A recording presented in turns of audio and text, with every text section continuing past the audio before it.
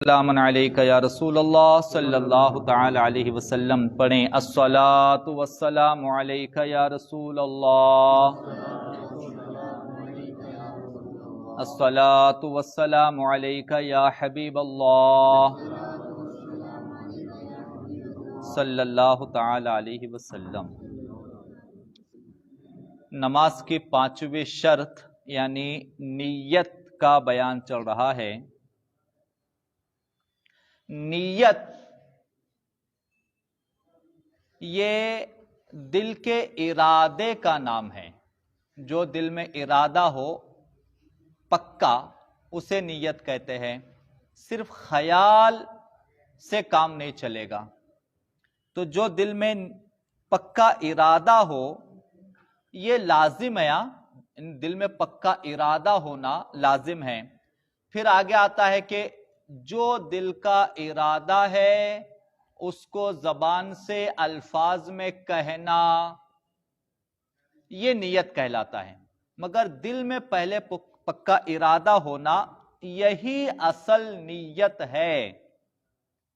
بلکہ یوں سمجھیے کہ دل میں ارادہ پکا نیت ہے، جیسے کہ ابھی مغرب کی نماز کو آئے اور دل میں پکا ارادہ پکی نیت ہے، اور اگر بالفرض بے خیالی میں بے توجہی میں غلطی سے اگر الفاظ دوسرے بھی نکل گئے زبان سے، جیسے کہ مغرب پڑھ رہے تھے، نیت میں کہنے میں اگر اثر نکل گیا، نیت کے کہنے میں اگر ظہر نکل گیا زبان کے کہنے میں، تو ایسے الفاظ زبان سے نکل بھی جائے تب بھی کوئی حرج نہیں ہے اگر دل میں نیت پکا ارادہ مغرب کا یا جس نماز کا ہے تو۔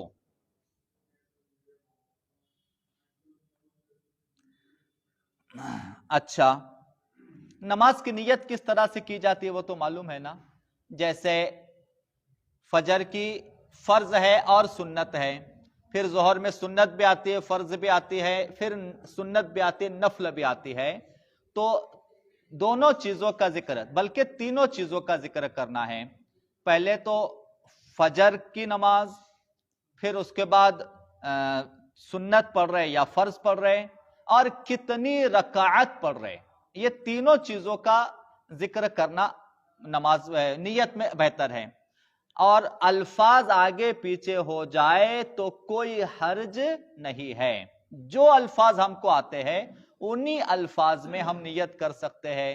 2 رکعت فجر کی فرض پڑھتا ہوں واسطے اللہ تعالیٰ کے، یا 2 رکعت سنت 2 رکعت فجر کی پڑھتا ہوں واسطے اللہ تعالیٰ کے۔ الفاظ آگے پیچھے ہو جائے تو کوئی حرج نہیں ہے، مگر ایک تو کون سی نماز پڑھ رہے، فجر، ظہر، عصر، مغرب، عشاء، اس میں سے جو پڑھ رہے اس کا نام لینا، پھر فرض پڑھ رہے کہ سنت پڑھ رہے یا نفل پڑھ رہے یا واجب پڑھ رہے اس کے الفاظ کہنا، اور 2 رکعت پڑھ رہے، 4 رکعت پڑھ رہے یا 3 رکعت پڑھ رہے اس کا لفظ کہنا۔ یہ 3 لفظ کم سے کم کہنا یہ بہتر ہے۔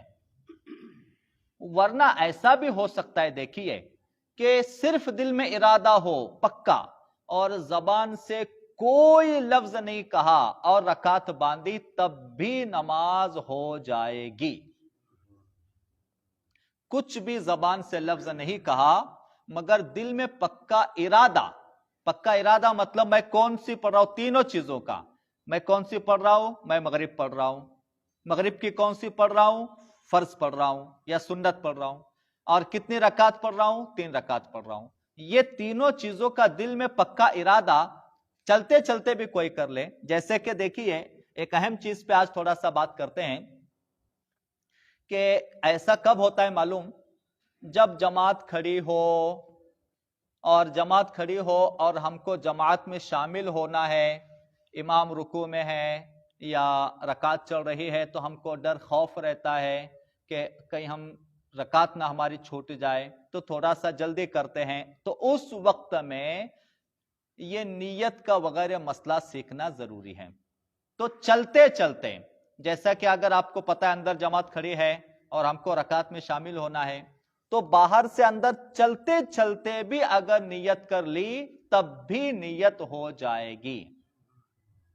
یا چلتے چلتے زبان سے الفاظ نہیں کہے اور صرف دل میں سوچا کہ میں مغرب کے پڑھ رہا ہوں 3 رکعت فرض پڑھنے جا رہا ہوں، نیت کرتے چلتے چلتے کریں تب بھی ہو جاتا ہے، یا نیت کی میں نے 3 رکعت فرض مغرب کی، اس طرح سے کہا تب بھی نیت ہو جائے گی، مگر دل میں ارادہ پکا ہونا ضروری ہے۔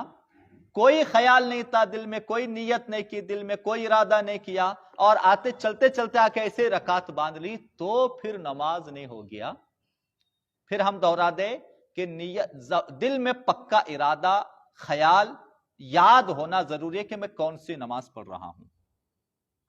اچھا، جماعت میں شامل ہونے کے بارے میں 1-2-3 باتیں ذرا عرض کر کے پھر آگے دیکھتے ہیں، انشاءاللہ بڑھتے ہیں۔ بہت سارے لوگ جماعت میں جو شامل ہونے کا طریقہ نہیں جاننے کی وجہ سے ایسی غلطی کر جاتے ہیں جس کی وجہ سے مطلق نماز ہی نہیں ہوتی۔ تو جماعت میں دیری سے شامل ہونے اور رکعت میں شامل ہونے کے 2-3 باریک مسئلے آج سمجھ لیں۔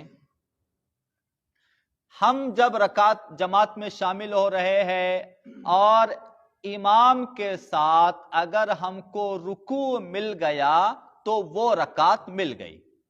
پہلی رکعت کا رکوع ملا تو پہلی رکعت ملی، دوسری رکعت کا رکوع ملا تو دوسری رکعت ملی، جس رکعت کا رکوع ملا وہ رکعت مل گئی، اور جس رکعت کا رکوع چھوٹ گیا، رکوع ہو گیا تو وہ رکعت چھوٹ گئی۔ اچھا، ہم نماز میں ہر رکن میں شامل ہو سکتے ہیں، جیسا کہ رکوع چھوٹ گیا اور اب امام سجدے میں چلے گئے تو ہم سجدے میں بھی شامل ہو سکتے ہیں۔ اللہ اکبر نیت کرے، پہلے نیت کر کے اللہ اکبر کہہ کے ہاتھ باندھ لیں، اور پھر اس کے بعد ڈائریکٹ سجدے میں چلے گئے تو بھی شامل ہو سکتے ہیں، مگر وہ رکعت چھوٹ گئی ہے، وہ رکعت بعد میں پڑھنی پڑے گی۔ اچھا، شامل ہونے کے بارے میں ایک اور چیز یاد رکھ لیں کہ شامل اگر رکوع میں ہو رہے، بہت سارے لوگوں کو 90% بلکہ اس سے زائد لوگوں کو ہم نے یہ غلطی کرتے ہوئے دیکھا ہے کہ جب امام رکوع میں ہو تو اب ڈر رہتا ہے کہ رکوع چھوٹ جائے گا، اب ڈر رہتا ہے کہ اگر امام اٹھ گئے تو ہماری رکعت چھوٹے گی۔ بہت سارے حضرات جلد بازی میں یوں کرتے ہیں کہ ایک تو کبھی کبھی نیت صحیح سے نہیں ہو پاتی، پہلا نقصان یہ کہ نیت کرنا صحیح سے ضروری ہے۔ نمبر 2، اللہ اکبر کہہ کر ہاتھ باندھنا یہ لازم ہے۔ امام رکوع میں بھی اگر ہے اور کوئی آیا اور اللہ اکبر کہہ کر ہاتھ باندھے بغیر رکوع میں چلا گیا تو اب اس کی نماز نہیں ہوگی۔ کیوں نہیں ہوگی؟ کہ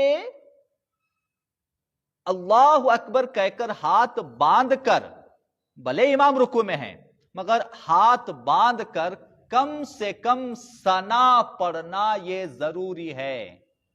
سبحانک اللہم و بحمدک و تبارک اسمک و تعالی جدک و لا الہ غیرک، ہاتھ باندھ کر پوری ثنا پڑھ لیں، ثنا پڑھ کے پھر رکوع میں چلے جائیں۔ اب رکوع میں اتنے دیر ہونے کے بعد بھی امام رکوع میں مل گئے تو بے شک رکعت ملی، اور اگر ہم نے ایسا نہیں کیا، رکوع پانے کے جلدی میں اگر ہاتھ نہیں باندھا بلکہ کم سے کم ہاتھ باندھ کر اگر پوری ثنا نہیں تو کم سے کم 3 مرتبہ سبحان اللہ کہنے کو کتنا ٹائم لگتا ہے؟ اتنی دیر ہاتھ باندھ کر سیدھا کھڑا ہونا ضروری ہے۔